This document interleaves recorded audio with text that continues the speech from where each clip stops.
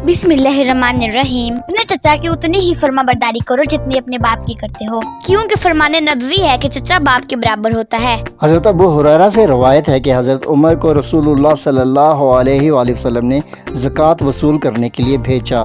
उन्होंने वापसी पर अर्ज़ की कि इब्ने जमील, खालिद बिन वलीद और हज़रत अब्बास चचा रसूलुल्लाह सल्लल्लाहु अलैहि वसल्लम ने ज़कात रोक ली है। तो रसूल करीम सल्लल्लाहु अलैहि वसल्लम ने इरशाद फरमाया, इब्ने जमील तो इसका बदला ले रहा है कि वो फ़कीर था, अल्लाह ने उसको गनी कर दिया, और खालिद बिन वलीद पर तुम जुल्म करते हो, उसने ज़रें और हथियार तक अल्लाह की राह में दे दिए, और हज़रत अब्बास इनकी ज़कात से दुगना मेरे ज़िम्मे है।